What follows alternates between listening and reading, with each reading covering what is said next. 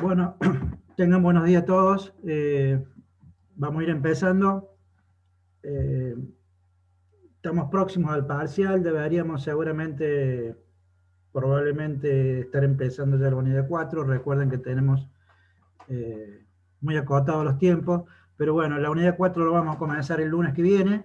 O sea, el lunes que viene vamos a comenzar la unidad 4. Eh, Hoy vamos a hacer una revisión de las 3 unidades que seguramente trata el parcial, que es la parte descriptiva. ¿Me están escuchando bien, por favor? Sí, lo estamos escuchando bien. Bueno, recuerden que algunas sugerencias, ¿no? Parcial, ya saben que es la semana que viene, día jueves seguramente en el horario que ustedes tienen práctico, si no me equivoco, ustedes tienen cerca de las 11, creo, ¿sí? Bueno, va a estar publicado seguramente eh, en la unidad, en la plataforma Moodle. Recuerden que tienen la plataforma para consultas. Si tienen consulta práctico, por favor, todo lo que sea práctico de procedimiento. Sí, dije la próxima semana estaríamos hablando del, sí, el otro jueves, sí, correcto. Jueves 15, sí, jueves 15. Lo que pasa es que, bueno, recuerden que esta semana, jueves no van a tener clase, no van a tener práctico, ¿no? Eh, pero la semana que viene, estamos empezando con tema nuevo nosotros, ¿sí? Parte teórica, ya arrancamos con probabilidad. Van a quedar los foros para que ustedes consulten, pero bueno, ya a nivel positivo empiezo con probabilidad. Bueno, reitero, todo lo que sea práctico, ya sea de procedimientos, de preguntas relacionadas con Infostat o con la parte práctica de la materia, por favor, le preguntan a la contadora Andrea Righetti, ya sea en forma personal o en forma virtual por el Moodle y los respectivos foros. Todo lo que sea preguntas conceptuales, procedimentales de la parte teórica, vayan a la pestaña teórica, la solapa teórico, y ahí tienen foros. Yo puse foro unidad por unidad para que esté ordenado y cada uno pregunte donde corresponda, ¿sí? ¿Estamos de acuerdo hasta acá? Bueno, vamos a hacer una revisión rápida, seguramente de algunos conceptos. Ustedes me van preguntando si hay algo que no entendieron o que no quedó claro. Como verán, no le he puesto diapositivas, sino que he puesto directamente el apunte teórico con el que se están manejando ustedes, ¿sí? Porque había dicho que las medidas descriptivas, no, contesto algunas preguntas que me van apareciendo. El parcial es únicamente parte descriptiva, unidad 1, 2 y 3. ¿Sí? Por favor, lean bien la modalidad académica, documento que debe conocer el alumno. ¿Sí? La parte de probabilidad va en el siguiente parcial. Ahora vemos únicamente unidad 1, 2 y 3. Bueno, admitimos más gente. ¿Sí? Bueno, como decía, le he puesto visualmente el apunte teórico con el que se manejan, porque había algunas cosas que yo dije que no iban a ir de ese apunte, sobre todo con la forma de calcular medidas, entonces quiero aclarar bien ese tema. Arrancando con la unidad 1, con la parte de conceptos básicos, recuerden que es importante que ustedes conozcan algunos conceptos que son importantes, ¿sí? Y que tienen que tenerlo claro. Seguramente en el parcial o en algún trabajo van a tener que tenerlo claro para definir bien. Por ejemplo, aquí llamamos población. Recuerden que dijimos que la población eran todos los elementos o la totalidad de elementos, personas, cosas sobre el que se quería hacer una investigación, y en algún momento específico, es decir, era muy importante el tema del momento. Entonces, cuando se les pregunte por población, definan bien precisa la población, bien completa. Si no, recuerden que van a tener seguramente baja de punto o mal contestada alguna pregunta. Entonces, piensen que tiene que ser bien definida la población, bien precisa. Y el tiempo es importante, ¿no? Por supuesto que dijimos que la mayoría de los estudios no son poblacionales, sino son muestrales, ¿sí? Se trabaja con muestras, fundamentalmente por razones de tiempo, por razones de costo, por poblaciones de tipo destructiva, es decir, si yo trabajo con la población la puedo destruir, entonces no conviene. Por supuesto que hay formas de seleccionar una muestra, ustedes todavía desconocen esas formas, las van a ver más adelante, diferentes técnicas de cómo seleccionar una muestra. Lo que sí tienen que saber es que la muestra tiene que representar muy bien a la población para que sea válido el estudio, ¿no? Y lleguemos a buenas conclusiones. No se olviden que los estudios siempre tienen como objetivo la población. Por más que yo haga un estudio muestral, el objetivo en definitiva siempre es la población. Vieron seguramente conceptos de qué es lo que es la unidad estadística, de qué es la unidad de relevamiento. La unidad estadística hace referencia a la unidad, o sea, cada uno de los elementos que en forma conjunta van a constituir la población en el estudio. Y la unidad de relevamiento hace referencia fundamentalmente a la fuente del dato, es decir, de dónde proviene el dato. Muchas veces ese dato proviene de la misma unidad estadística, en ese caso coinciden, en otras ocasiones no coinciden, entonces tengan en cuenta que es de dónde viene el dato, la fuente del dato. También después vieron conceptos de variables, de cómo son las variables, de cómo son los datos estadísticos. Bueno, ahí vieron una clasificación, que los datos son cuantitativos, cuando la respuesta es de tipo numérica, es decir, cuando se trata de una respuesta numérica, estamos hablando de un dato cuantitativo, que puede ser discreto si procede de un procedimiento de conteo, es decir, una variable discreta, un dato discreto, seguramente sus valores se cuentan, es decir, surge de contarse, por lo tanto, asume valores enteros, ¿sí? Cantidad de personas, cantidad de autos, cantidad de computadoras, etcétera, ¿no? En cambio, si el dato surge de medirse, surge de un proceso de medición, se trata de una variable continua, ¿sí? Pudiendo asumir cualquier valor dentro de un cierto rango.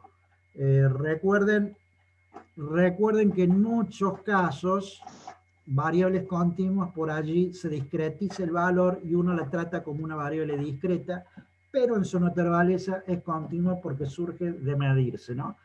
Ya lo hemos dicho reiteradas veces, lo vuelvo a repetir, variables como la edad, como la antigüedad, que muchas veces se discretiza el valor, pero es una variable que en su naturaleza es continua porque surge de una medición, de una distancia, seguramente en el tiempo, ¿no? Entonces aclaren bien cuando tengan que aclarar. La variable también podía ser un dato no numérico o un dato con una respuesta en palabras o con una respuesta en categorías, entonces estaríamos hablando de un dato cualitativo. Muchas veces se responde con un número a una encuesta, se la codifica con un número, pero ese número está representando una palabra o una categoría, entonces no confundir que porque vean un numerito en un dato cualitativo, ejemplo, no sé, varón 0, mujer 1. Están viendo un código numérico, pero el dato es un dato cualitativo. Entonces, cuidado con ese tema, ¿no? También hablabas de la unidad, de la escala de medición. Bueno, todos esos conceptos básicos lo vieron en la unidad número 1. En el apunte tienen, por supuesto, un poco con más profundidad ciertos temas, como por ejemplo las diferentes herramientas. Yo también creo que le puse un agregado, una presentación que hace a las formas de recopilar datos, ¿no? En el apunte tienen varias formas, yo le puse un agregado también, tenganlo en cuenta. Y en la unidad número 2 ya empezamos a ver cómo empezamos a organizar los datos, ¿sí? Si tienen alguna pregunta me lo van haciendo, ¿no? En la unidad número 2 vamos viendo cómo se organizan los datos. Nosotros reconocemos prácticamente tres maneras por allí, ¿no? Es decir, organizamos, sí, estoy admitiendo gente que estoy viendo en la sala de espera permanentemente, así que bueno, a medida que voy hablando voy admitiendo gente, ¿sí? Profe, a mí me queda una duda. Una forma es tener los datos como una serie simple, ¿sí? Otra manera es agrupar los datos, y ustedes en cuanto al agrupamiento de datos han visto dos maneras, agruparlos en lista y agruparlos en clases o en intervalos, ¿sí?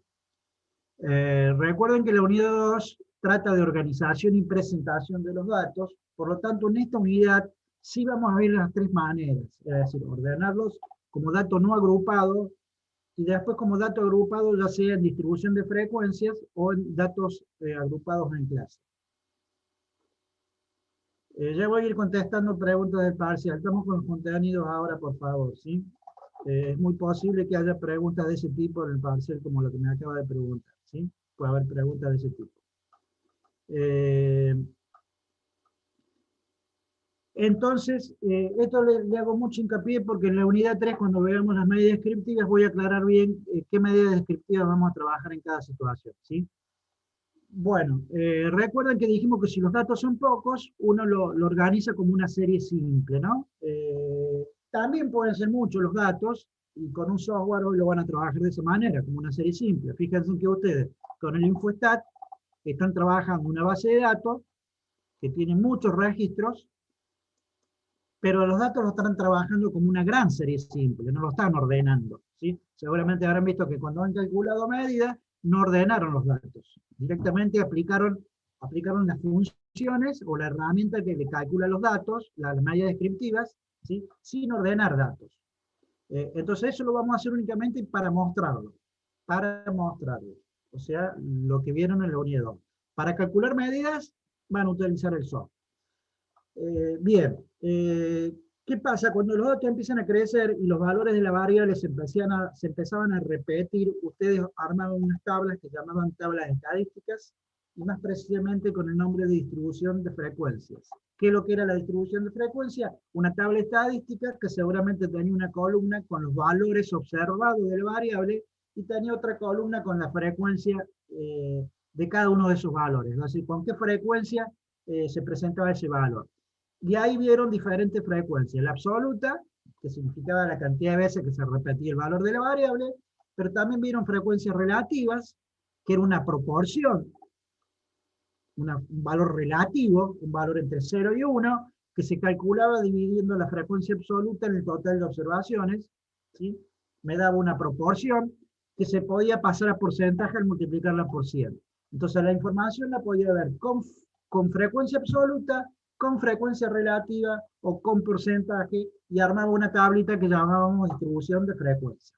Por supuesto que depende de la frecuencia, será una tabla de distribución de frecuencia absoluta, una tabla de distribución de frecuencia relativa, y también vieron frecuencias acumuladas, ¿no? La absoluta acumulada, la relativa acumulada y el porcentaje acumulado. Esa información era en forma acumulada, y en general, cuando ustedes hacían ejercicios, seguramente hacían alguna tabla con todas las frecuencias. No necesariamente tienen que estar todas, pero bueno, lo más probable es que tengan que hacer todas, porque seguramente cada una brinda diferente información, como ya vimos, ¿no? Si hay información acumulada la que se pide, tendrán que trabajar con alguna frecuencia acumulada seguramente. Y por favor, presten atención tanto en parciales como en trabajos a la frecuencia que se le pide, ¿no? Porque si yo le estoy pidiendo información en términos de porcentaje, me tendrán que contestar en porcentaje. Y si yo le estoy pidiendo información en términos de proporción, me tendrán que contestar en forma de proporción. Entonces tengan cuidado cómo se pide. Bien, pero ¿qué pasa? En este tipo de tablas teníamos los valores observados de la variable.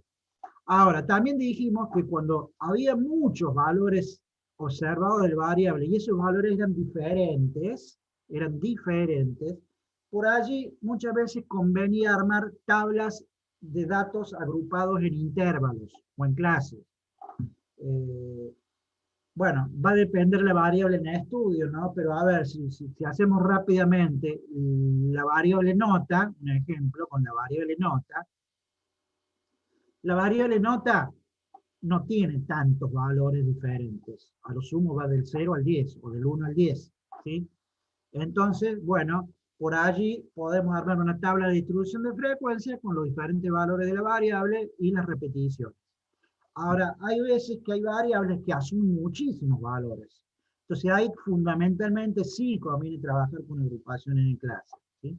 Ahora, cuidado, yo también podría estar trabajando con la variable nota y tener la nota de 1000 alumnos, de 200 alumnos, y me conviene también agruparlas en clases, y podría armar clases de, no sé, de dos puntos en dos puntos, ¿no? Por ejemplo, de 0 a 2, de 2 a 4, de 4 a 6, de 6 a 8, de 8 a 10. O podría armar clases no uniformes, recuerden, clases desiguales. Bueno, eso es por conveniencia del estudio. Entonces, cuidado que no siempre, y esto también se lo dije cuando vimos el tema, no siempre para variable discreta hacemos distribución de frecuencias y para variable continua agrupaciones en clase, ¿no? Yo podría tener una variable discreta y por allí me conviene agruparlas en clase de igual, ¿sí? Entonces cuidado, no hagan esa clasificación tan directa, unas tablas para la variable discreta, otras para la continua. Tengan en cuenta que también se pueden agrupar en clases una variable discreta, porque por allí conviene. ¿Hasta acá vamos bien? ¿Hay alguna pregunta al respecto del tema?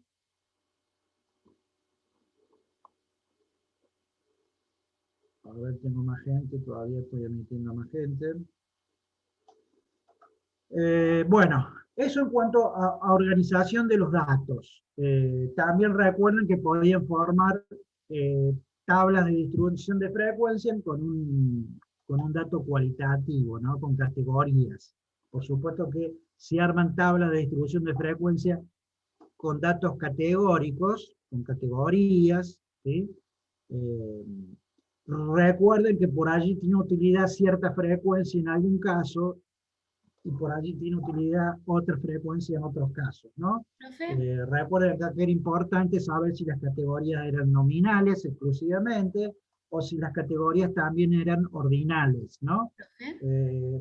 Sobre este tipo de datos, en este caso, cuando el dato es nominal, se podría obtener cierta medida de posición. Recuerden que dijimos que seguramente la moda, porque yo podría decir cuál es la categoría más frecuente, pero no podría calcular otras medidas como un promedio, una varianza, etc., ¿no? En el caso de nominal, también se podría obtener la moda. Por ahí se podría estar trabajando con... A ver, tengo una señorita que tiene alguna pregunta, algo, pero no se la escucha, no sé. Si me la puede pasar por chat la pregunta, pásenmela. No he escuchado. ¿Mi audio está saliendo bien? ¿Se escucha bien? ¿Hay problemas con el audio? No, está todo bien. No, no estoy mostrando un PowerPoint, estoy mostrando el archivo PDF que tienen ustedes de estudio, que estoy posicionado al comienzo de la unidad 3, ¿sí?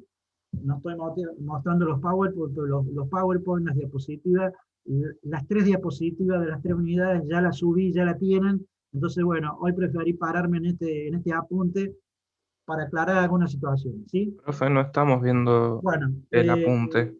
seguimos. Terminamos la unidad 2 y arrancamos, donde estoy parado ahora, con la unidad 3. En la unidad 3 veíamos las medidas descriptivas, es decir, aquellas medidas que describen a un conjunto de datos. También quedó pendiente la parte gráfica. Recuerden los gráficos que dijimos, ya volvemos a repetir algunos. Prefiero avanzar con la unidad 3 porque la unidad 3 la vez pasada creo que la vimos media rápida, entonces quiero detenerme un poquito en la unidad 3 por las dudas haya preguntas, ¿sí? Y quedó pendiente ahora la parte gráfica de la unidad anterior, aunque la parte gráfica ya la vimos y tienen en el apunte bien detallados los gráficos, ¿no? Pero bueno, ya lo revisamos a eso también. En cuanto a la medida descriptiva, dijimos que las categorizamos en 4 tipos de medidas, ¿sí? Medidas de posición, medidas de dispersión, medidas de asimetría y medidas de puntiagudez, también llamada kurtosis, ¿no? Dentro de las medidas de posición, había 3 medidas que las conocíamos como medidas de tendencia central, media aritmética, mediana y moda, y había otras medidas que eran más de posición, que eran los fractiles o los cuantiles, ¿no? Allí vimos cuartiles, deciles y percentiles. En cuanto a la media aritmética, ahora sí paso un poquito el apunte, ¿sí?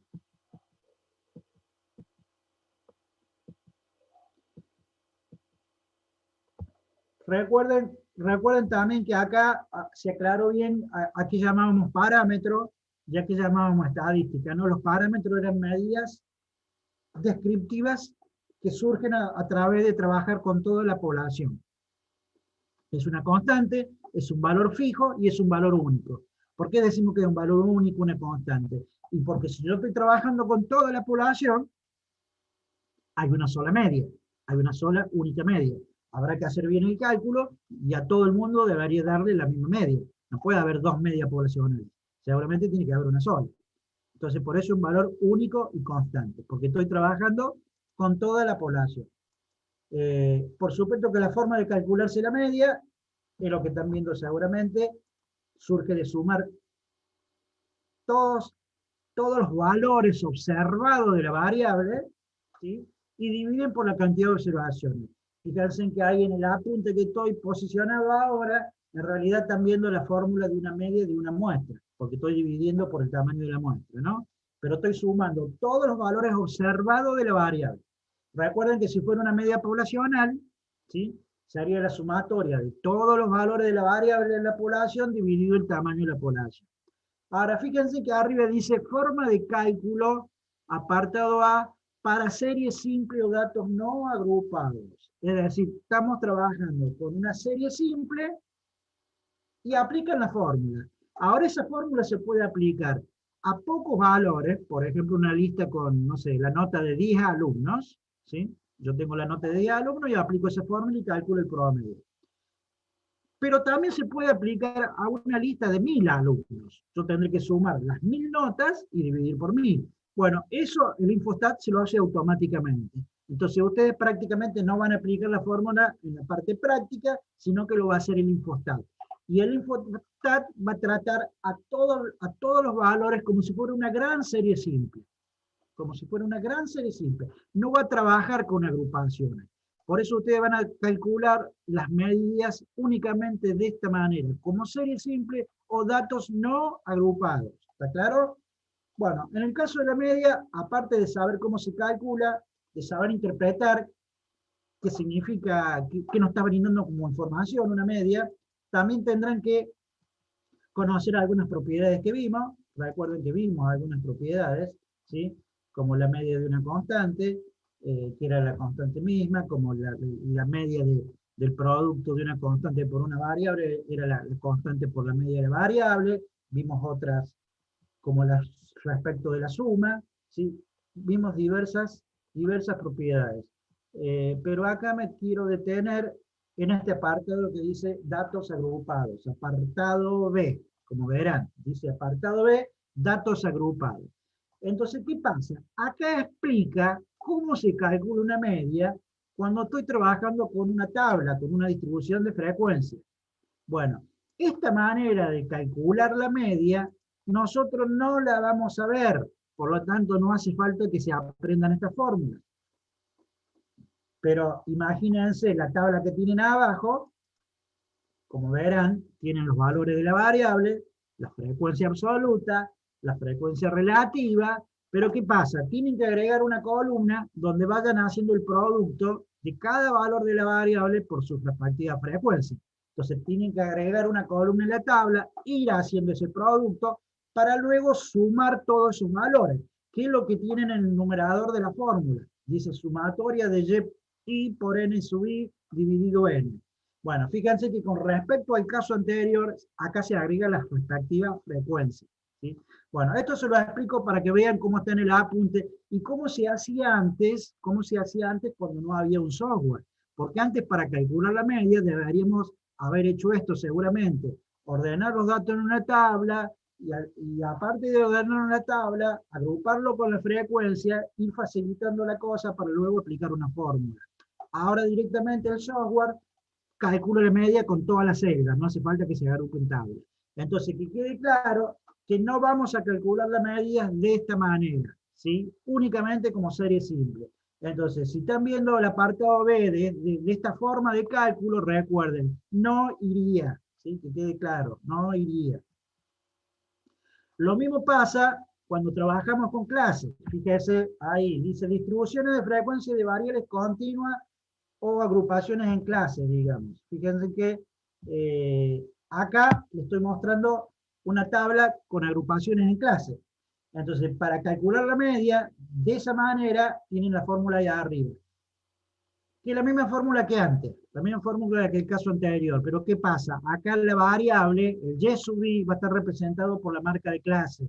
Recuerden que acá tienen la marca de clase y perdemos precisión. Entonces, ¿qué pasa? Ya no tengo los valores observados de la variable. Al no tenerlo, necesito un valor que lo represente. Y en este caso iba a ser la marca de clase. Bueno, tampoco van a ver el cálculo de la media en estas situaciones, ¿sí? Entonces, con esto le quiero decir que todas las medidas que veamos únicamente como serie simple o dato no agrupado, ¿sí? Entonces, si se fijan en el apunte, tienen varias hojas menos y varias fórmulas menos, ¿sí? ¿Pregunta hasta acá? ¿Se entendió?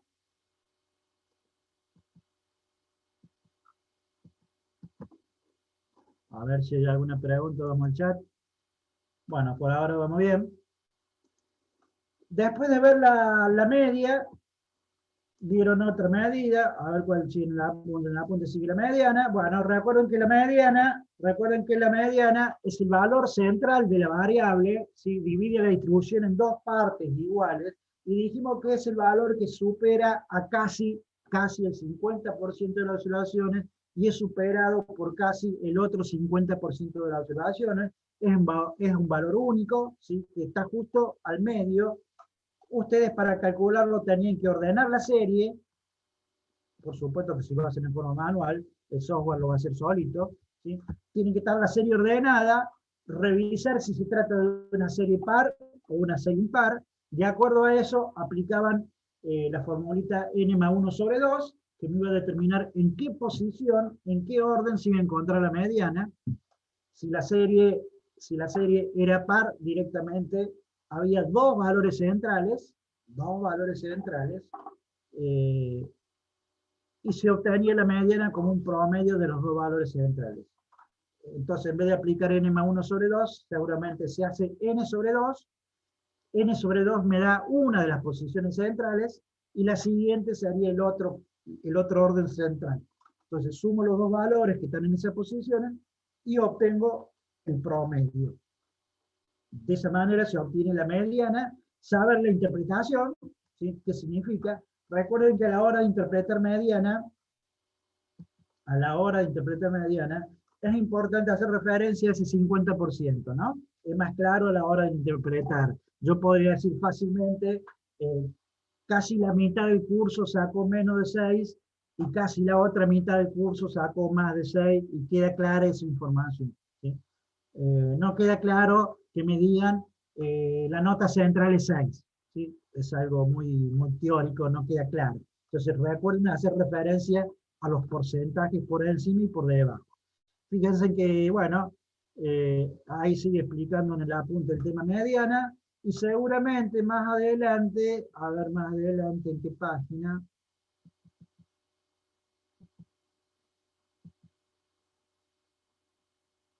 más adelante ya trabaja con agrupaciones, con datos agrupados, ¿no?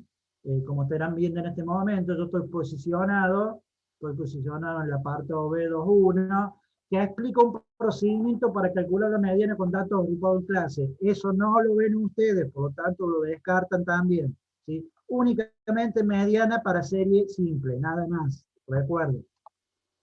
A ver si hay una pregunta en el chat. ¿Alguien me preguntó algo? Profe, ¿podría explicar la propiedad 6 de la media? Después no lo entendí todo. Bueno, ya volvemos al tema de la media. Déjame terminar con mediana. Yo había dicho que la mediana se podía obtener también con un gráfico, ¿no? Con algún gráfico. ¿Y qué gráfico? Un gráfico que muestre acumulaciones.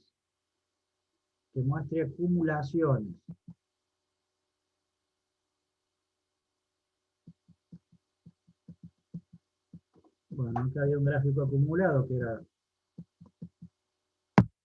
un gráfico acumulativo de frecuencia. No es un histograma este, por supuesto.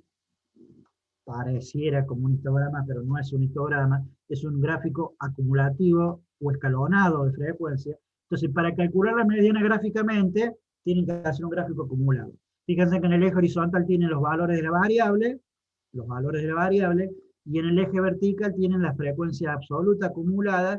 Entonces, en ese eje tienen que buscar la mitad de la distribución, o sea, n sobre 2, trazar una recta hasta que corten el gráfico, y ahí bajan en forma de recta hacia el eje horizontal y van a encontrar el valor puntual de la mediana, ¿sí? El valor puntual de la mediana. Eso en cuanto a si trabajamos con una variable de este tipo, con valores observados directamente, es decir, una distribución de frecuencia. Ahora, si tuviéramos que ver la mediana en una agrupación en clase y verlo con un gráfico, seguramente ese gráfico sería la ojiva, que creo que en el apunte también lo tenemos. A ver, ahí está, ¿sí? Entonces, con una ojiva, uno podría encontrar la mediana con un gráfico. Hacen exactamente lo mismo. Se posicionan en el eje vertical, buscan dónde está n sobre 2 en el eje vertical, trazan una recta hasta que corte la ojiva, ahí bajan y en el eje horizontal debería estar el valor de la mediana. Por supuesto que tiene que estar muy bien a escala el gráfico, ¿no? Bueno, eso por las dudas, se les debe preguntar por la mediana en algún formato gráfico, ¿qué gráfico haría? ¿Sí? En cuanto a la moda, recuerden que la moda es el valor de la variable que más veces se repite. Puede haber distribuciones que tengan una sola moda, distribución unimodal, puede haber distribuciones que tengan más de una moda, ya sería bimodal o multimodal. El software, hay software, algunos software no lo calculan. El Infostat no me recuerdo bien si estaba calculando la moda, había versiones que no la calculaba, ¿sí? Pero bueno, recuerden que el valor más frecuente, que más se repite. Por supuesto que gráficamente, para ver una moda, sería muy fácil utilizar un diagrama de bastones, en el caso de una variable de tipo con valores observados, como los primeros gráficos que vieron, de bastones o de columnas, porque ahí claramente se ve cuál es la columna más alta, o el bastón más alto.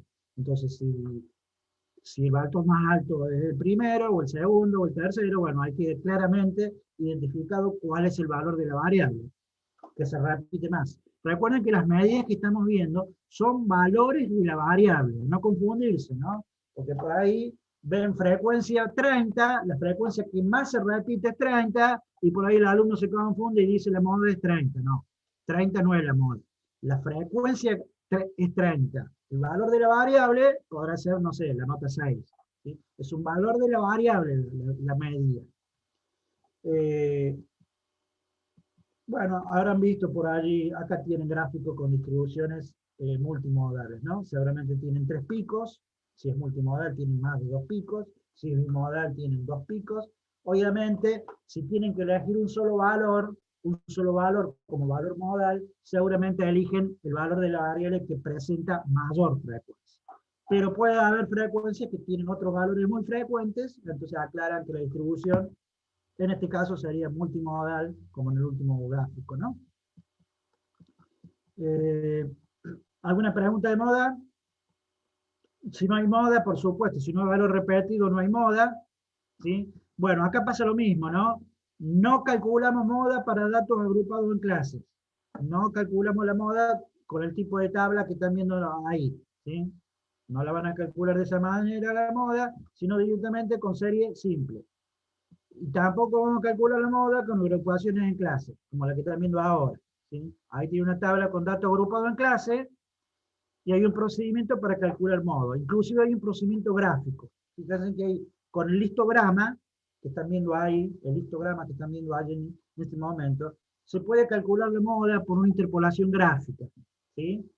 Bueno, ustedes no la van a ver de esa manera, pero fíjense que gráficamente, ¿qué tienen que tomar? La barra más alta de todas, ahí sí, esa sería la clase modal. La clase modal significa en este caso que la moda va a estar entre 6 y 8,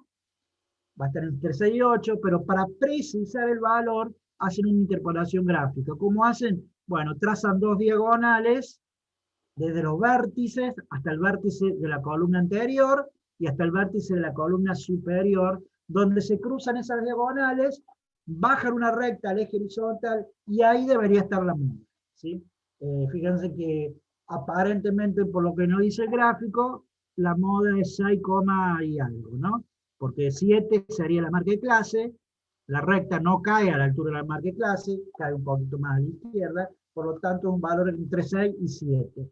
Seguramente por métodos analíticos podrían precisar más el valor numérico. gráficamente se visualiza que está entre 6 y 7 aproximadamente. Bueno, ese sería un método gráfico para encontrar la moda con datos agrupados en clase. Por eso tiene toda esta fórmula. Bueno, esta fórmula no la van a ver ustedes, ¿sí? ¿No? Fíjense que esa sería la fórmula de cálculo de la moda cuando trabajan en clase. Fíjense que aparece el ancho de la clase, aparecen unas diferencias. Bueno, descártenlo porque no van a ver ustedes la moda de esa manera, ¿sí? Y pasemos a las medidas de posición que quedarían pendientes, que no son de tendencia central, sino son de posición, que son los fractiles. Los fractiles los dividimos en cuartiles, ¿sí? Recuerden que los cuartiles dividen la distribución en cuartos.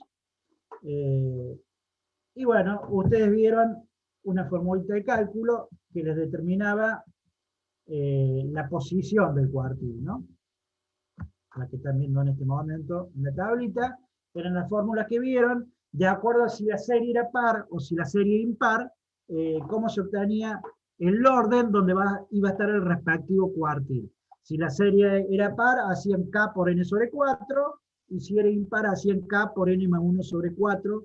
El 4 identifica que estamos hablando de cuartiles, dividen en cuartos, y el k es reemplazado por el número de cuartil que se pretende encontrar. El primero, el segundo o el tercero. Recuerden que el segundo cuartil coincide con la mediana. Recuerden que la información que brinda un cuartil es la siguiente, ¿no? El primer cuartil me dice el valor que supera a no más del 25% de las observaciones. Y ese valor es superado por no más del 75% de la observación. Esa es la información que me da el primer cuartil. El segundo cuartil me da la misma información que la mediana, ¿sí? Es el valor que supera a no más del 50% de los datos y es superado por no más del 50% de los datos. El tercer cuartil, ¿qué información me brinda? Me brinda el valor de la variable que supera a no más del 75% de los datos y es superado por no más del 25% de los datos. Esa es la forma de interpretar los cuartiles. Entonces, atención con ese tema, ¿no? Recuerden que también se les explicó, yo les puse algún ejemplo, que no hay uniformidad en el cálculo de los cuartiles. Habrán visto que depende cómo se calcule, por ahí cambia un poquito el resultado. Inclusive utilizando software, no todos los software trabajan de la misma manera, por ahí cambian un poquito el resultado. Y yo le expliqué una manera de que siempre se usaba la fórmula que tienen a la derecha, ¿sí? Hay autores que trabajan únicamente con K por n más 1 sobre 4, sea par o impar la serie, ¿no? La trabajan siempre a esa formulita para determinar el orden, y si no me da un orden exacto, me da un orden con decimales, bueno, usar una interpolación analítica para calcular el valor exacto del cuartil, ¿no? Recuerdan que tenían una diapositiva con un ejemplo, ¿sí? Bueno, y seguramente a continuación deben tener cómo se calculan los cuartiles cuando hay agrupaciones en clases. Eso no lo van a ver ustedes tampoco, ¿no? Entonces descarten todo lo que sea cálculo de cuartil de esta manera, ¿sí? Cuando haya repeticiones, cuando haya agrupaciones en clase, no van a ver los cuartiles de esta manera. Y lo mismo pasaría con los deciles y los percentiles, ¿sí? Fíjense que acá tienen la fórmula de cálculo para trabajar con intervalos, ¿sí? No iría. Descarten esto que no iría. Entonces tienen un alivio bastante grande. Ya hace 2 o 3 años estamos viendo la materia de esta manera, ¿no? Es más, le estoy diciendo, ya hay algunos autores, yo lo estoy trabajando así en otras carreras, ¿no? No en esta, pero hay algunos autores que ya están invirtiendo las unidades. Por ejemplo, las medidas descriptivas la dan como segunda unidad y la parte de agrupamiento y de gráfico la dan como tercera unidad. ¿Por qué? Porque ya la parte descriptiva se puede calcular automáticamente con software y no hace falta agrupar los datos en tablas. Entonces, ya se puede resumir los datos directamente, ¿sí? Entonces, antes sí se hacía esa secuencia. Primero ordenamos los datos en una tabla, organizamos los datos y luego calculamos la medida. Ahora ya no es tan necesario esa forma, ¿sí? Entonces se puede cambiar esa secuencia tranquilamente. Bueno, lo mismo pasaba con deciles, descarten todo lo que sea cálculo de deciles para agrupaciones en clase. Recuerden que el decil era dividido 10, muy parecido a las fórmulas que vieron en cuartil, pero dividen por 10 y reemplazan por el decil a calcular. Bueno, la interpretación, recuerden que el decil significa que entre decil y decil hay un 10% de observaciones, ¿no? Entonces, si yo calculara el tercer decil, un ejemplo, si calculo el tercer decil, eso significa que debajo de ese valor de la variable va a estar el 30 o casi el 30% de las observaciones, y por encima de ese valor va a estar casi el 70% de las observaciones, ¿sí? Entonces, una información que va cambiando de 10 en 10 en cuanto al porcentaje de observaciones. Recuerden que el quinto decil se corresponde con la mediana, ¿no? Bueno, verán acá fórmula de cálculo con agrupaciones en clase, no iría toda esta parte, de la forma de calcular decil. En cuanto a percentiles, bueno, muy parecido, pero dividen por 100. Si la serie es par, aplica una fórmula, si la serie es par, pueden aplicar la otra, y acá lo que nos está diciendo que entre percentil y percentil va a haber un 1% de observaciones. Por supuesto que la distribución se divide en 100 partes, y de acuerdo al percentil que calculemos la información. Si calculara el percentil 50, significa lo mismo que la mediana. Si calculo el percentil 63, un ejemplo, el percentil 63, bueno, digo que debajo de ese valor está el 63% de las observaciones prácticamente, y por encima está el complemento, ¿no? Sería el 37%, casi de las observaciones están por encima de ese valor. Entonces, la forma de interpretar percentiles, deciles, esta forma la descartan, ¿sí? Descartan estas fórmulas porque no iría, ya estamos trabajando con datos agrupados, no iría, ¿sí?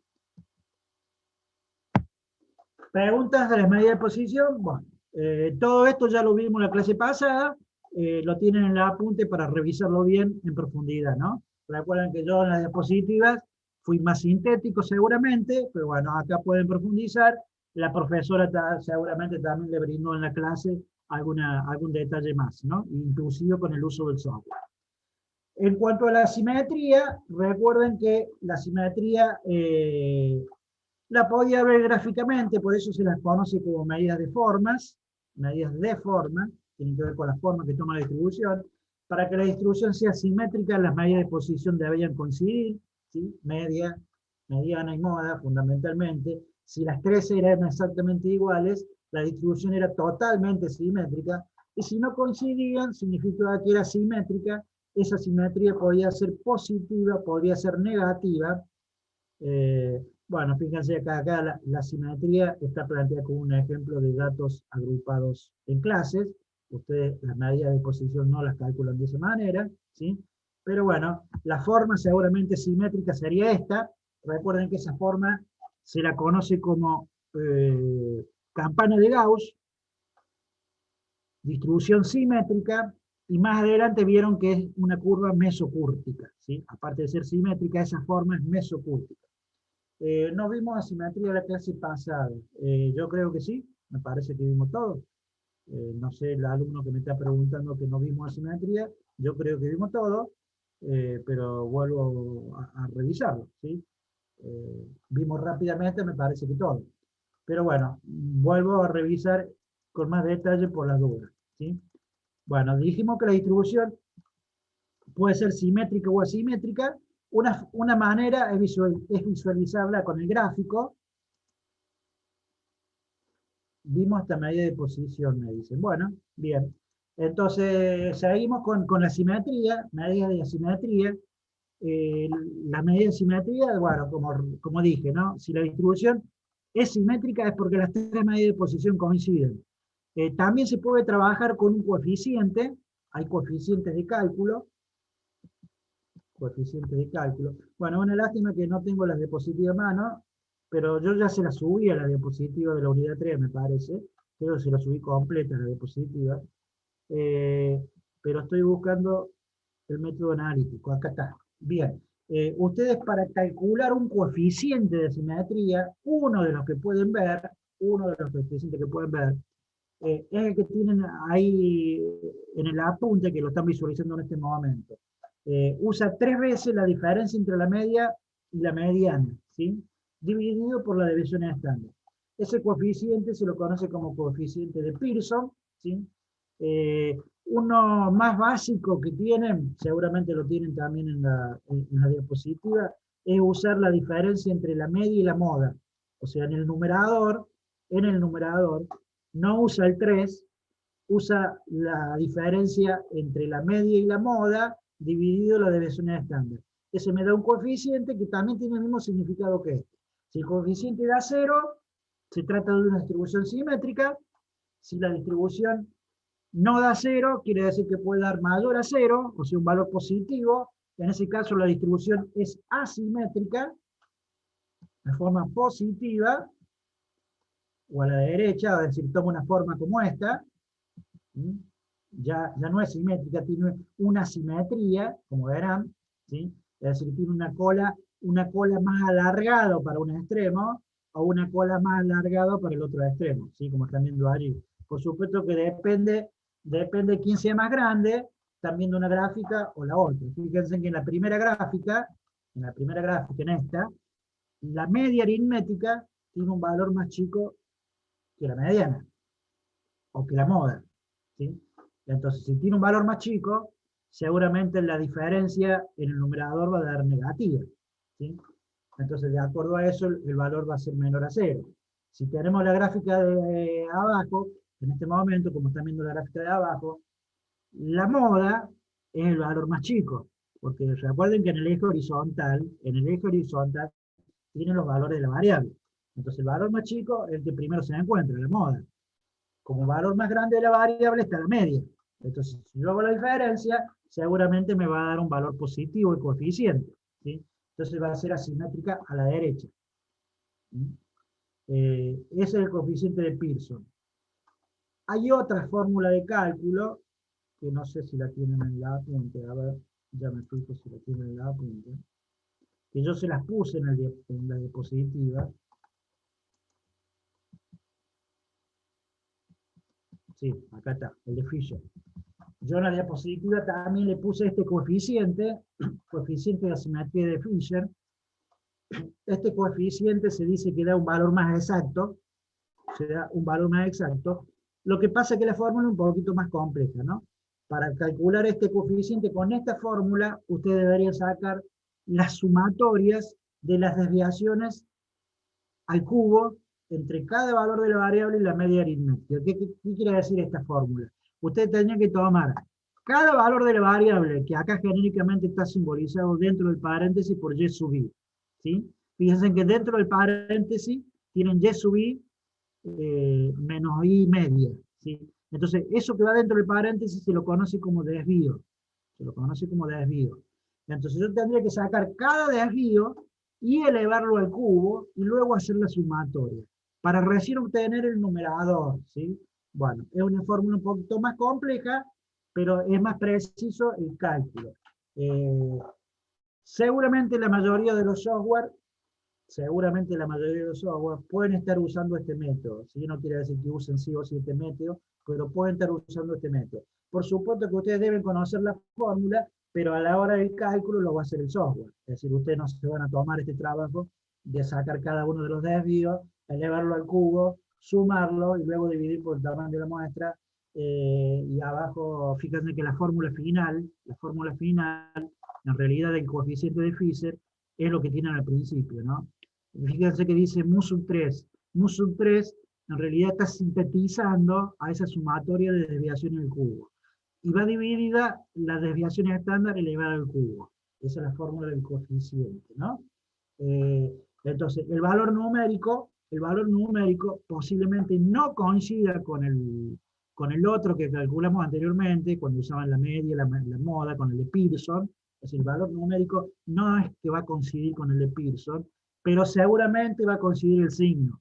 O sea, el signo no debería seguramente variar. Si la distribución es positiva a la derecha o positiva a la negativa, o a la izquierda, negativa a la izquierda, la simetría debería coincidir más allá del coeficiente que utilice, ¿no? Bueno, habrá que ver cuál utiliza el software. Yo seguramente creo que usan alguno de estos con sumatoria de desvíos porque es más preciso que el anterior. ¿Cuál es la ventaja del anterior? Que bueno, seguramente a la moda y a la mediana y a la desviación estándar ya la tienen calculada, entonces directamente las aplican. No tienen que hacer los desvíos.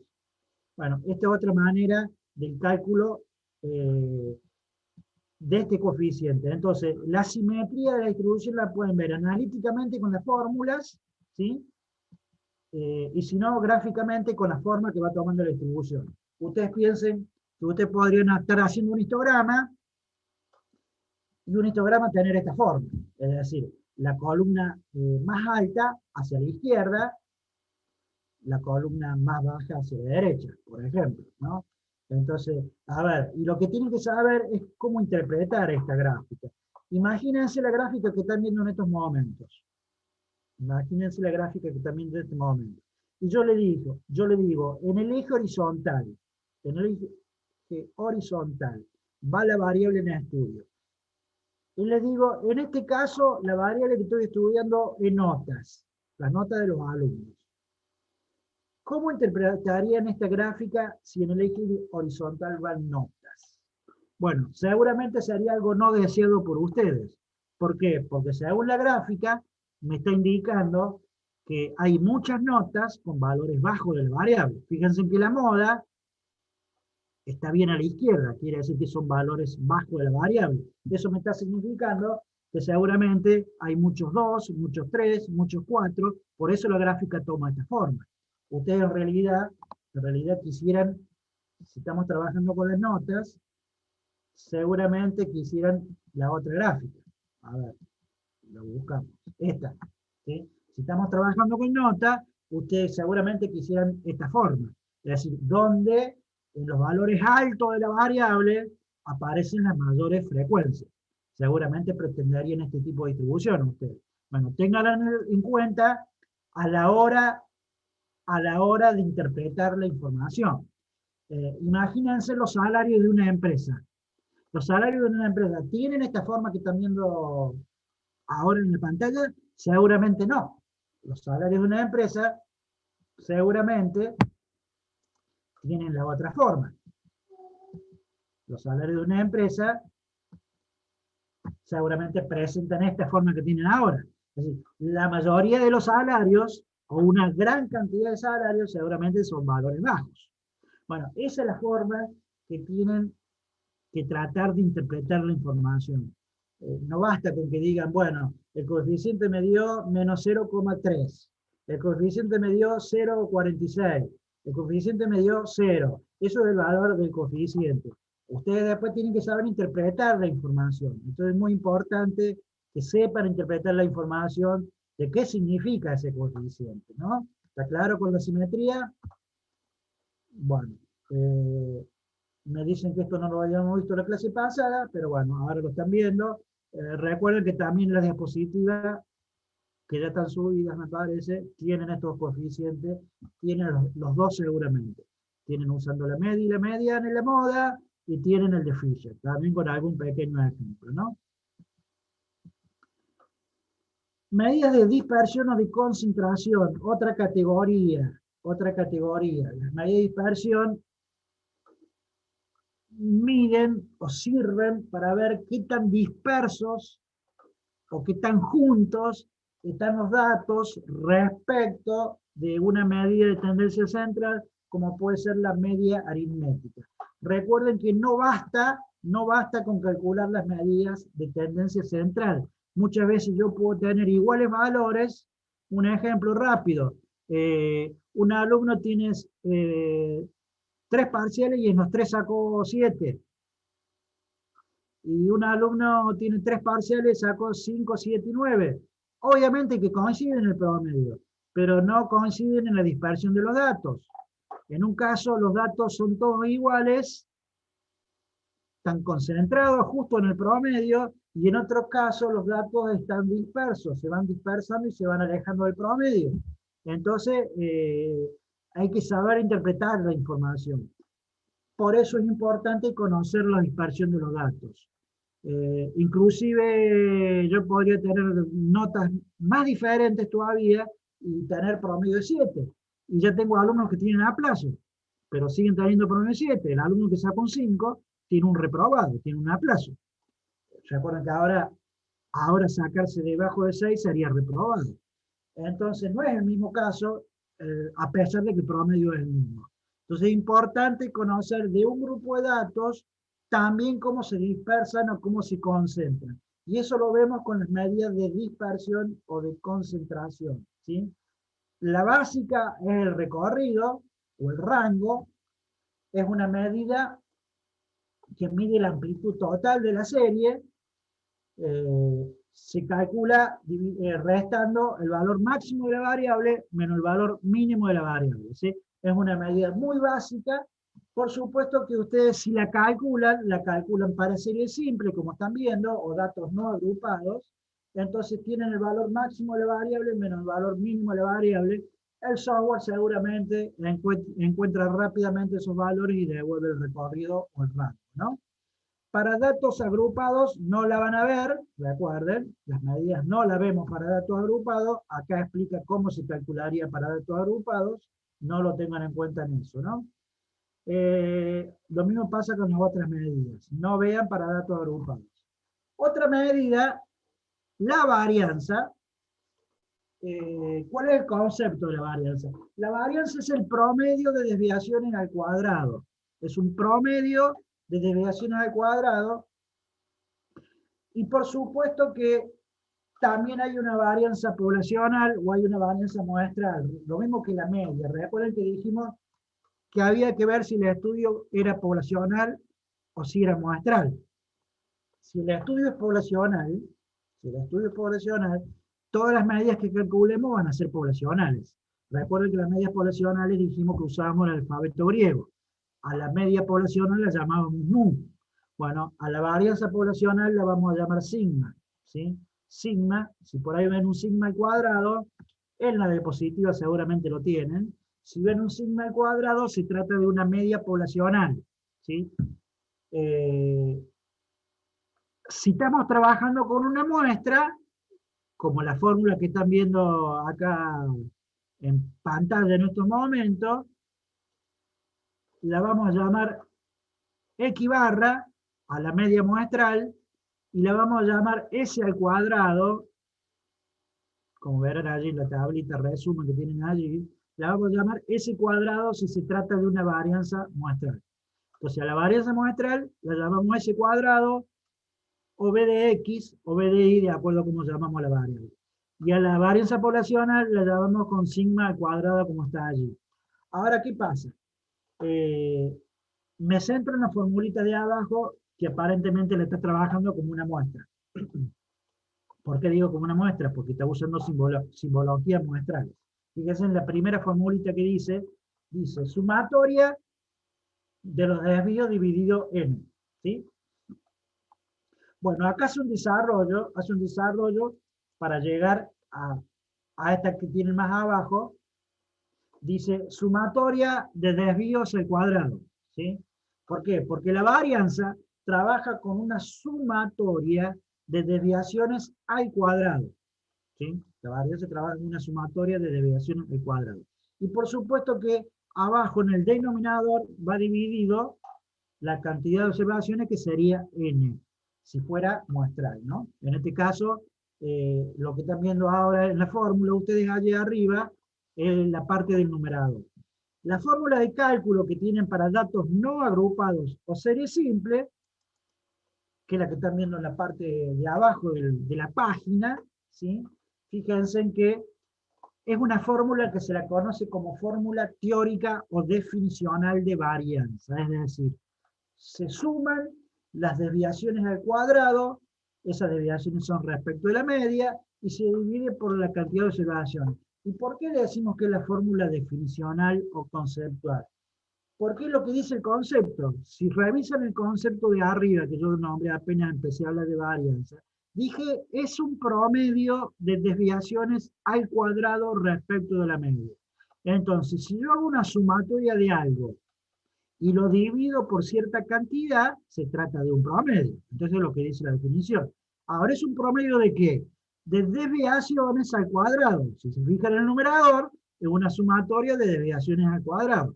Y esas desviaciones son respecto de la media. Fíjense que en el numerador, al final, antes de cerrar el paréntesis, dice equivale. O sea que son desvíos respecto de la media. Esos desvíos son al cuadrado, son sumados y divididos la cantidad de desviaciones. Por eso dice fórmula conceptual o teórica, porque es exactamente lo que dice la definición. Ahora bien, normalmente, bueno, en la página que están viendo ahora, ya la están viendo para datos agrupados. No la verían ustedes para datos agrupados, o sea, descartan esta manera de calcular la varianza. Claro, ustedes la van a ver únicamente para la fórmula que dice ahí en la página 126, como serie simple. Ahora, una aclaración. A esta varianza que se la conoce como varianza de una muestra, la pueden obtener de esta manera ahora en la estadística descriptiva, ¿sí? Pero ¿qué pasa? En inferencia estadística se usa la varianza muestral corregida, es decir, se la corrige, y eso sucede por una propiedad que se va a ver más adelante. Entonces, más adelante la van a ver como corregida. ¿Y qué cambia de la fórmula? Cambia únicamente el denominador. En vez de ser dividido n, va dividido n menos 1. ¿Sí? Muchos autores ya no hacen la diferencia de varianza muestral sin corregir y varianza muestral corregida. Ya la dan corregida, o sea que ya la dan dividido en el denominador por n menos 1 y la llaman varianza muestral directamente. Entonces, en muchos libros de estadística van a ver únicamente la fórmula que están viendo ustedes actualmente, nada más que en el denominador dividen por n menos 1. Aclaro eso porque seguramente en algunos libros la van a ver diferenciada, como varianza muestral sin corregir, la que están viendo en estos momentos, y varianza muestral corregida dividiendo por n-1. Yo diría que ya la pueden trabajar si quieren con n-1 y ya la trabajan corregida todo el año. Inclusive los software ya también la suelen trabajar como corregida. Creo que en el Infostat me parece que cuando hacen clic para la medida descriptiva que quieren calcular, ya les dice si está con n-1 o no. Me parece que lo dice en el caso del Infostat. Entonces esa sería la forma de calcular una varianza. ¿Qué me dice la varianza como información? No me sirve demasiado como información. ¿Por qué? Porque estamos trabajando con valores al cuadrado. O sea, la variable está en un orden superior. Imagínense que estuviéramos trabajando con notas o con salarios, estamos trabajando con valores al cuadrado, por lo tanto, a nivel interpretativo, no me da una información útil la varianza. Pero ¿qué pasa? Anteriormente a que existieran los software, para calcular las desviaciones estándar, la próxima medida que veamos, las desviaciones estándar, era necesario calcular la varianza. Se calculaba la varianza primero, y la desviación estándar pasaba a ser la raíz cuadrada de la varianza. O sea, se obtenía la varianza, se le aplicaba la raíz, y ese resultado me daba las desviaciones estándar. Hoy en día, con los software, ya no hace falta seguir esa secuencia, primero se calcula la varianza, luego la desviación, sino que ya son medidas independientes y cada software la calcula en forma independiente. Y la desviación estándar sí tiene una interpretación útil que ya la vamos a ver enseguida, ¿sí? Bueno, esto en cuanto a la varianza también tiene una serie de propiedades muy parecida a las propiedades que vimos de media aritmética en algún caso. Pero fíjense que todo esto que yo estoy pasando rápido es porque no iría, recuerden que son agrupaciones en lista, no iría la agrupación en lista, y hay también una serie de propiedades que pueden aplicar de la varianza.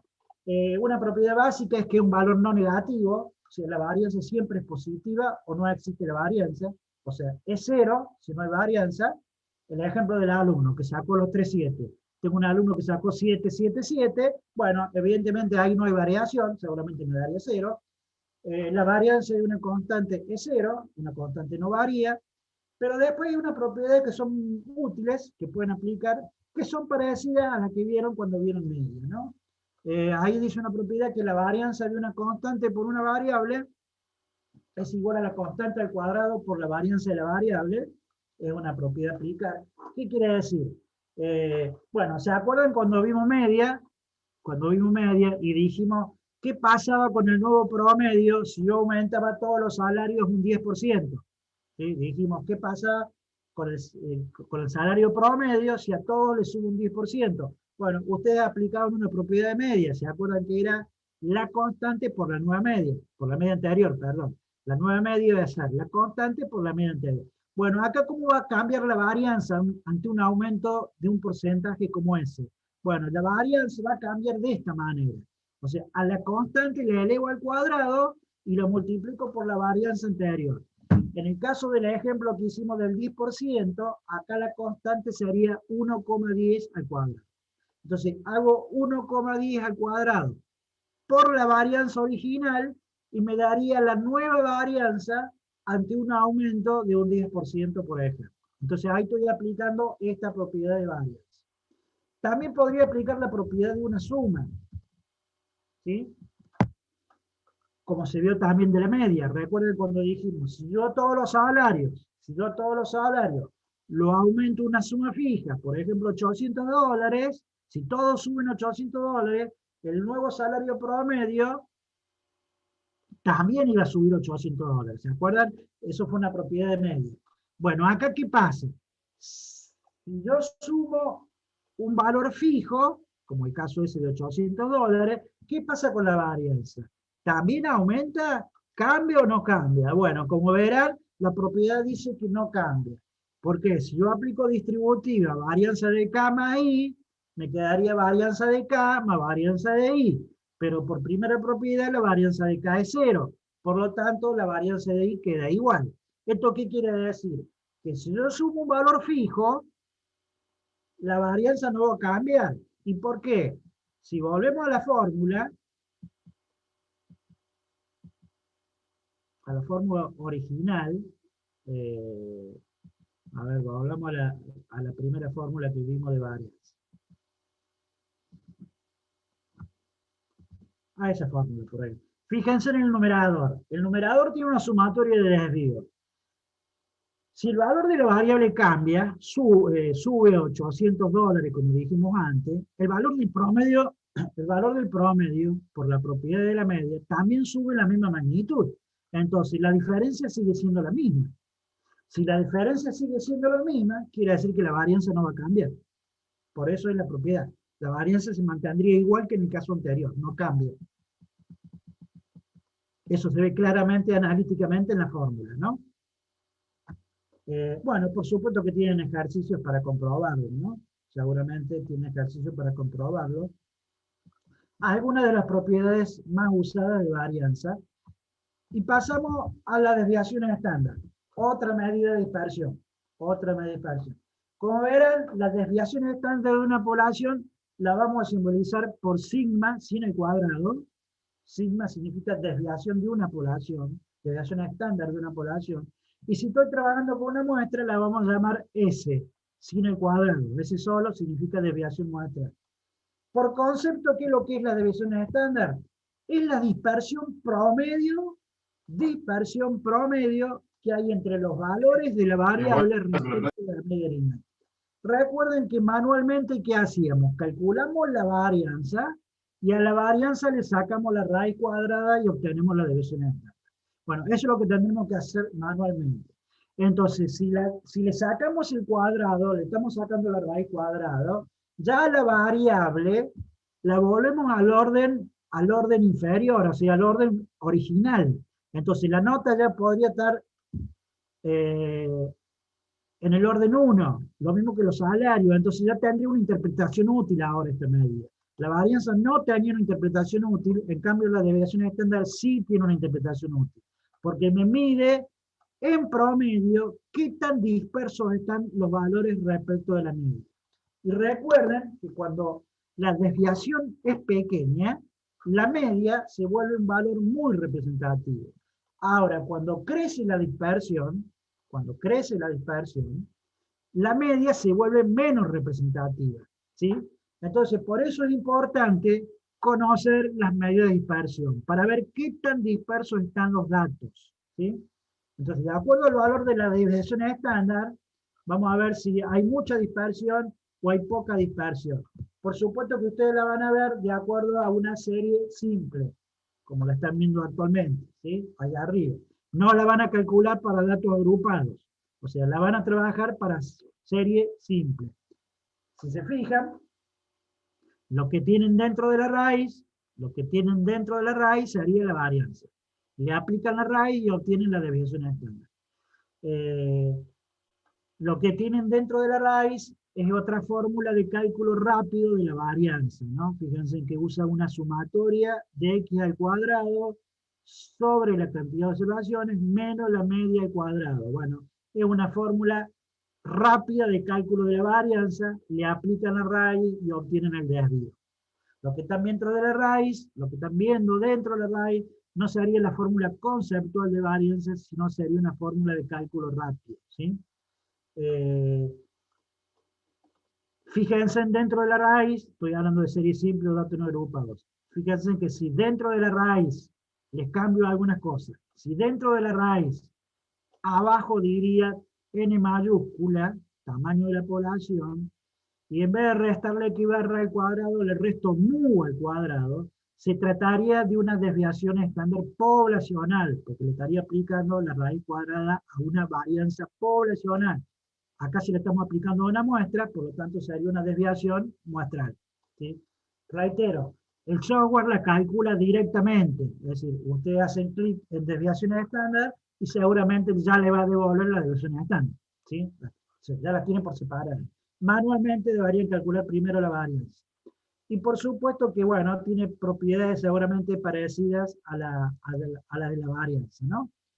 Entonces, reitero, la desviación es muy útil porque nos ayuda a ver si esa medida de posición que obtuvimos como la media aritmética está representando bien a los datos, no la está representando bien. Entonces, ayuda y complementa a las medidas de posición, que es una medida muy útil, y se dice que si tengo la media aritmética de un conjunto de datos, y tengo la desviación estándar de un conjunto de datos, tengo mucha información de ese grupo de datos.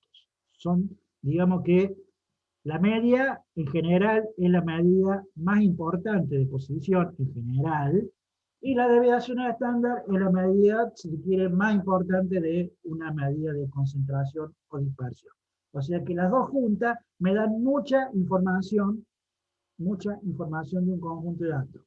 Pero a veces, si yo quiero comparar dos grupos de datos, no basta con la desviación estándar, ¿sí? Porque a veces no es comparable directamente. Imagínense la siguiente situación. Yo le digo a ustedes, la desviación estándar del curso de la mañana es 2.5, estamos hablando de notas, desviación estándar 2.5, y la desviación estándar del curso de la noche es 1.2. Entonces ustedes me dirán, bueno, si la desviación estándar del curso de la noche es menor a la desviación estándar del curso de la mañana, quiere decir que el grupo de la noche tiene menor dispersión. Bueno, eso podrán decirlo siempre y cuando ambas medias sean iguales. O sea, que los dos grupos tengan la misma media. Esto quiere decir que si los dos grupos tienen la misma media, yo puedo comparar a través de las desviaciones estándar. Lógicamente, el valor más chico significa que tiene menor dispersión. Pero como muchas veces la media no coincide, no puedo hacer una comparación directa a través de las desviaciones estándar, y para eso es muy útil un coeficiente llamado coeficiente de variación. Coeficiente de variación me va a dar un valor relativo que es muy útil a la hora de comparar dos grupos de datos. ¿Cómo se obtiene ese coeficiente? Dividiendo las desviaciones estándar en la media. Fíjense en la fórmula de cálculo que tienen allí, para serie simple o datos no agrupados, que es la manera que estamos trabajando, dividimos las desviaciones estándar sobre la media. Eso me va a dar un valor relativo que mientras más chico sea, significa que los datos están más juntitos alrededor del promedio. Por lo tanto, mientras más chico sea el coeficiente, menor dispersión tendrá ese grupo de datos. Entonces, en el caso del ejemplo de recién, yo le puedo calcular el coeficiente a ambos grupos y el coeficiente más chico me está indicando que los datos tienen menor dispersión o que ese grupo es más homogéneo. Por allí se les puede preguntar a ustedes, ¿cuál de los dos grupos es más homogéneo? ¿Qué significa homogéneo? Homogéneo significa que la mayoría de los datos estén bien concentrados alrededor del promedio, o sea, no se alejen tanto. En ese caso, el coeficiente me va a dar un valor más chico. Si el coeficiente me da un valor más grande, seguramente ese grupo no será tan homogéneo, significa que los datos están más dispersos. ¿Está claro? Bueno, este coeficiente también algunos software lo dan, y si el software no lo da, ustedes hagan la división entre las dos medidas que ya tienen allí, desviación y media, ¿sí? Un coeficiente. Inclusive el coeficiente es muy útil cuando trabajan con unidades de medidas diferentes. Por ejemplo, a ver, yo podría estar trabajando con un grupo que la variable en el estudio es el peso, entonces tengo un peso promedio, tengo una desviación estándar en pesos, no sé, promedio 70 kilogramos, la desviación estándar 5 kilogramos, y tengo otro grupo de datos que le estoy trabajando la altura. Entonces la altura promedio es 1,85, la desviación estándar es, no sé, 0,2 metros, entonces son unidades de medida diferentes. ¿Cómo hago para comparar los dos grupos? Bueno, lo puedo comparar con este coeficiente. Este coeficiente es independiente de las unidades de medida. Entonces ustedes pueden calcular el coeficiente de ambos grupos y ven cuál es el valor más chico a nivel coeficiente. El valor del coeficiente más chico me está diciendo que los datos tienen menor dispersión en ese grupo. Entonces es bastante útil el coeficiente.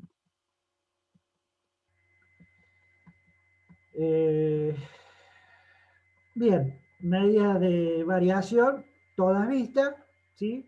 Pasemos a las últimas medidas, que serían las medidas de apuntamiento, de apuntamiento, de puntiagudez, o también se le conoce como kurtosis, ¿sí?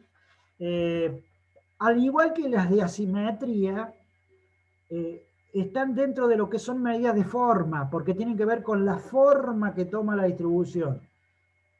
Como verán en ese gráfico, están viendo tres formas diferentes, ¿sí? Fíjense en que las tres gráficas son simétricas, pero la velocidad con que baja la curva, o el achatamiento de la curva, o qué tan puntiaguda la curva, va cambiando. Fíjense en que en la primera que tienen, digamos, arriba, que tiene el numerito 3, la forma es más puntiaguda, baja más rápidamente, y a esa forma se la conoce como leptocúrtica. O sea, tienen que conocerla. Curva leptocúrtica. ¿Cómo se interpreta esa curva? Bueno, fíjense en que en este caso tiene una alta concentración de datos alrededor del promedio. No se olviden que si tenemos una curva simétrica, como están viendo, la media está justo al centro, ¿sí? Entonces esta curva leptocúrtica nos está diciendo que hay una alta concentración de valores cercanos al promedio. No sé, en el caso de las notas, si la nota promedio era 7, la gran mayoría de notas seguramente está alrededor del 7. Eso nos está diciendo esta curva. Hay otra curva que es un poco más acampanada, se la conoce como mesocúrtica, y es la forma de la distribución normal que vamos a ver más adelante en el capítulo 6. La distribución normal es la distribución más importante que tiene la estadística, la vamos a ver más adelante, y la distribución tiene esta forma, tiene una forma simétrica y mesocúrtica. ¿Qué quiere decir mesocúrtica? Que los datos están moderadamente concentrados alrededor del promedio. Hay una concentración moderada, no es tan elevada como la anterior. A esa forma se la conoce como mesocúrtica. Y hay una tercera forma que se la conoce como platicúrtica, que la curva es más achatada, ¿sí? Menos puntiaguda, y eso significa que los datos están más dispersos alrededor del promedio, es decir, no están tan concentrados. Entonces se la conoce como platicúrtica, ¿sí? Fíjense que ahí tienen los conceptos. ¿Por qué? Porque también tiene un coeficiente para calcularse, ¿no? Ahí la vieron como curva, pero tiene un coeficiente que también se lo conoce como coeficiente de Fisher, de Kurtosi de Fisher. Fisher me da la... Estoy admitiendo gente todavía. A ver, hay una pregunta en el chat. A ver, platicúrtica y punticúrtica sería lo mismo. Digo lepticúrtica y punticúrtica. Lepticúrtica es una cosa y platicúrtica es otra, no punticúrtica, platicúrtica. O sea, leptocúrtica, platicúrtica y mesocúrtica. La leptocúrtica es cuando la curva está bien puntiaguda, ¿no? Y la platicúrtica cuando es más achatada. Y la forma intermedia se la conoce como mesocúrtica, ¿sí? Esa forma mesocúrtica, fíjense en las diapositivas cuando yo expliqué las desviaciones estándar, los que vieron la diapositiva, cuando yo expliqué la diapositiva de desviaciones estándar, expliqué una regla de porcentajes que me decía que el 68% de la observación estaba entre una y dos veces, entre una vez la desviación estándar para un lado y para el otro lado de la media. Había casi un 95% de las observaciones que estaban de la media 2 unidades de desviación para la derecha o para la izquierda, y el 99% de la observación estaba en 3 unidades de desviación estándar para la derecha o para la izquierda de la media. Bueno, esas reglas de porcentaje de observaciones se basan en la distribución normal, y esa distribución normal es mesocúrtica, ¿sí? Tiene esa forma. Entonces, por eso en la curva, si volvemos a la gráfica, si vuelvo a la gráfica, si ven la gráfica 2, que dice mesocúrtica, esa gráfica me está indicando que entre 3 unidades de desviación estándar para la derecha o para la izquierda, allí tengo concentrado casi el 99% de las observaciones. En cambio, en la más achatada están más dispersas, ¿sí? Bueno, esa distribución normal con la gráfica 2 la vamos a ver más adelante ya con más detalle, por supuesto. Bueno, también tienen un coeficiente que usa Fisher, ¿sí? Coeficiente de Fisher. Fíjense que es muy parecido al anterior. Lo que pasa es que acá la sumatoria de los desvíos no son al cubo, sino que son a la cuarta, ¿sí? Trabaja con desviaciones a la cuarta, ¿sí? Por supuesto, dividido la desviación estándar elevada a la cuarta. Fíjense que caso 4, el comienzo del coeficiente, caso 4 usa sumatoria de desviaciones respecto a la media a la cuarta, dividido la desviación estándar a la cuarta, y le resta 3. Bueno, ese 3 es para que el coeficiente dé 0, dé positivo o dé negativo. Si el coeficiente da 0, quiere decir que seguramente es mesocúrtica, se trata de la forma normal. Si fuera mayor a 0, seguramente la forma es leptocúrtica, y si da menor a 0, seguramente la forma es platicúrtica. Entonces, de acuerdo al valor numérico del coeficiente, es la forma que va a tomar la distribución, y ustedes tienen que saber interpretar esa forma, es decir, no únicamente calcularlo, ¿sí? Saber interpretarlo. Entonces, seguramente lo mismo que dijimos antes, ¿no? Si me diera platicúrtica, o sea, si el coeficiente es menor a 0, me daría negativo. ¿Cómo interpretamos? Y bueno, la platicúrtica significaba que había poca concentración alrededor de los valores centrales. Quiere decir que a lo mejor las notas de los alumnos están bastante dispersas, no están tan juntitas alrededor del promedio. En cambio, si el coeficiente me diera mayor a 0, seguramente la forma sería leptocúrtica, y posiblemente la interpretación sería que las notas de los alumnos están bastante juntitos, tan cercanos al promedio, se trata de un grupo bastante homogéneo. Bueno, ese es el tipo de interpretación que tienen que hacer ustedes, no solamente saber calcularlo. Obviamente que el software se lo va a calcular. Si ustedes van a la medida al software de Infostat, seguramente van a poder decirle que quieren obtener todas las medidas de posición, las medidas de variación, y ustedes van tildando o demarcando lo que quieren obtener o no. Lo mismo pasa con la simetría o la kurtosis. El software ya les va a dar calculado el coeficiente. Ahora, ustedes tienen que dar la fórmula, ¿sí? Tienen que conocerla, ¿sí? Más allá que después la apliquen o no la apliquen, tienen que conocerla. Y lo mismo para los conceptos. Bueno, con esto estamos terminando las 4 categorías, ¿sí? Fíjense que ya después en la punta empieza probabilidades, eso ya lo vamos a ver el lunes que viene, tema aparte. Hasta acá llegarían los temas que van en el parcial, o sea, conceptos básicos, organización y presentación de datos y medidas descriptivas. En el curso de ustedes creo que ya subí también la diapositiva, voy a verificar luego, si no la subí, la subo, yo había hecho una diapositiva, pero bueno, acá en el apunte recuerden que tienen bien en detalle todo lo que tienen que conocer. Muchos alumnos por ahí van directamente a la diapositiva y no estudian del apunte.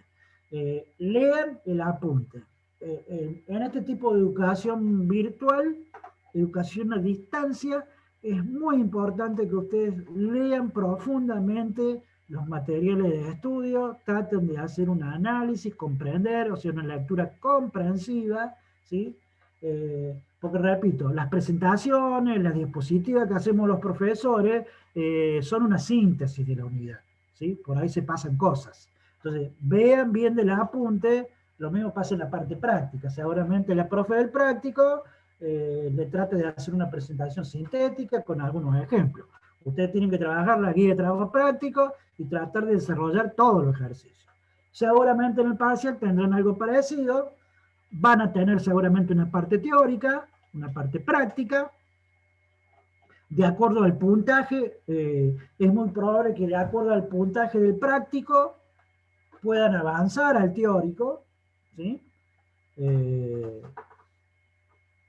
Normalmente hemos tomado parciales, por ejemplo, que si el alumno no alcanza cierto puntaje práctico, es como que no se habilita para que haga la parte teórica, entonces el alumno obtendrá una nota de acuerdo al práctico que hizo, a lo mejor está aprobado, pero con una nota mínima que no le permite luego llegar al 8, ¿sí? Si el alumno, si el software lo habilita a la parte teórica, es porque seguramente hizo un buen práctico que lo habilita al alumno a competir, digamos, con la parte teórica y llegar a la aprobación directa.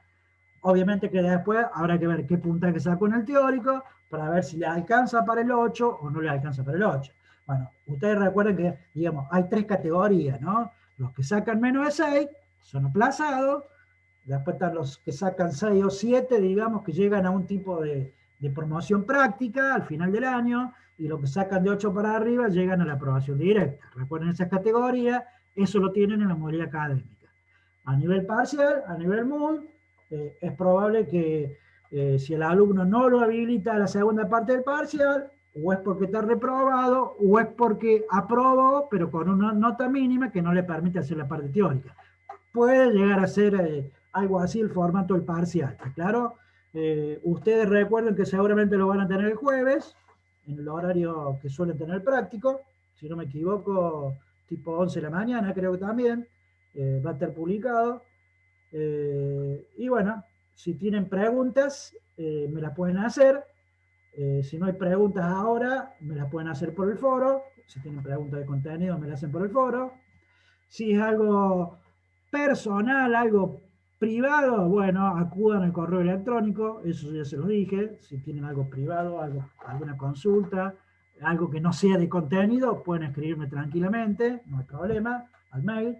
Pero si es de contenido, prefiero que sea al foro. ¿Por qué el foro? Porque es donde hacemos la materia y porque es donde respondo las consultas de contenido y porque a la vez sirve también a otros compañeros, porque hay compañeros que por ahí no preguntan y en el foro ven la misma pregunta que a lo mejor tendría que haber hecho él y no se animó a hacerla. Bueno, entonces se pueden ayudar entre ustedes también al participar en los foros, ¿sí? Muchas veces uno hace una pregunta y otro alumno la continúa y entre ustedes mismos se pueden sacar dudas. ¿Está claro? Bueno, si hay preguntas los escucho y si no, acá damos por terminado la parte descriptiva. Clase que viene yo ya empiezo con probabilidad. ¿Está claro?